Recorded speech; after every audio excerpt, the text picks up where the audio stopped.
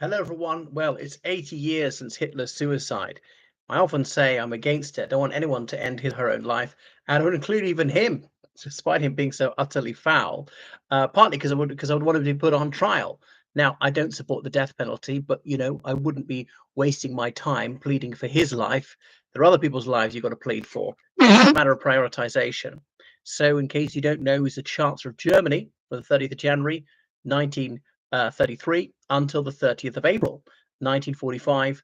President from, is it the 1st of August, 1934, but like to be called Der Führer, as in the leader or guide.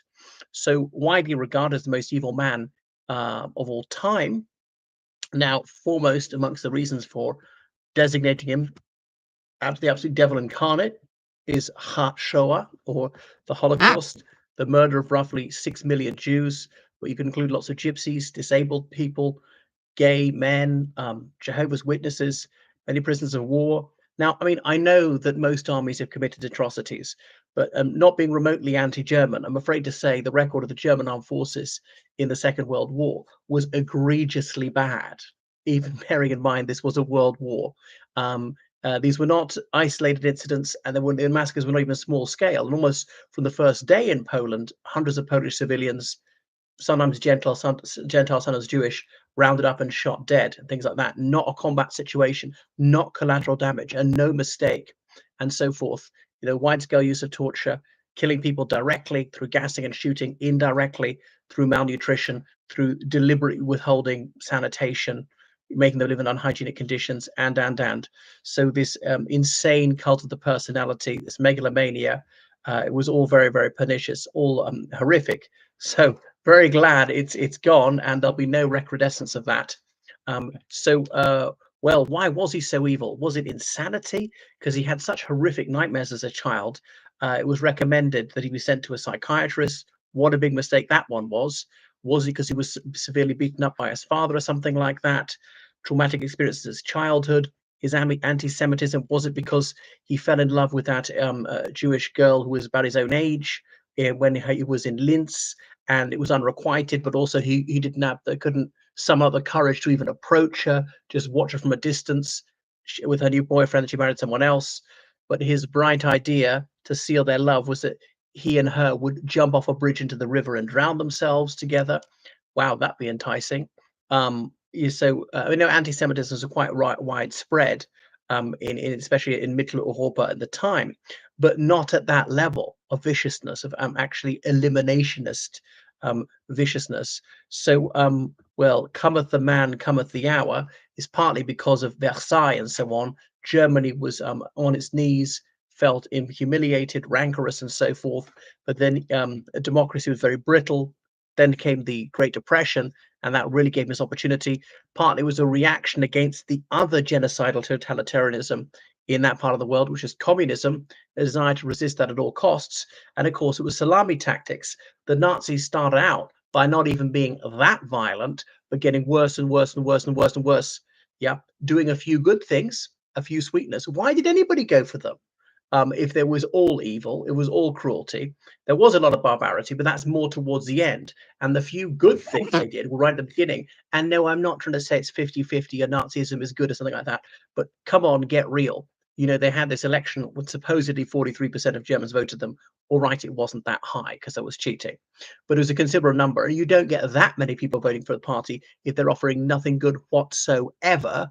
Okay, the nullification of Versailles was advantageous to Germany, or not paying reparations, or there was such turmoil in Germany, they wanted orderly government and continuity, even if that meant degrading democracy, actually getting rid of it altogether.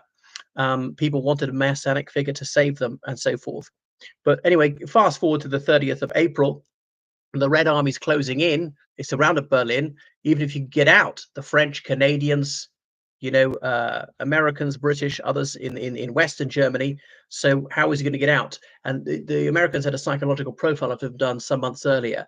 And the American psychologist said Hitler will not seek to negotiate peace, nor should he run away, go into hiding. He will either seek death in battle or commit suicide. And actually, he threatened to do that, the Beerhall Putsch on the 9th of November 1923. What a pity he didn't top himself then, and would have spared the world an awful lot of bloodshed. So he was correct in doing this, marrying his longtime secret girlfriend Eva Braun only 40 hours before he took his own life. And then the official who was doing it, it wasn't a priest, saying, "Till death do you part." Yeah, tomorrow night, something like that. There's a hilarious scene in Der Untergang, which is about when Hitler's doomed the last few days, and he gets married in the bunker, and filling the formalities before they begin, and then the official says, "May I see your identity card, please?" And this officer said, "This is the Führer." You're like, you really don't recognize him? I think we can skip that one.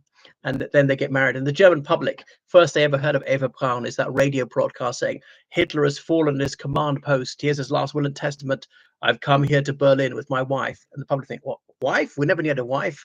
"The masses are my bride." Make him more attractive to female voters. In the early 30s, that was the idea, but he was unwed. But obviously, he was such a hypocrite. Have a child for the Fuhrer, encouraging couples to have an extra child in honor of the Fuhrer. And some impertinent pupil at school say to the teacher, "So if it's our bound and duty to produce as many sprogs as possible, how come Hitler doesn't have any children?" Uh-oh, you can't ask the obvious question out of the mouth of babes. What is it? Wisdom of prophets. So anyway, no person in his right mind would think Hitler is good news. He's very definitely very, very bad news. Something like 60 million people killed in the Second World War. A lot of those were in Asia. And in a sense, it's two separate wars, one in Europe, one in Asia. And I know it spilled over into North Africa.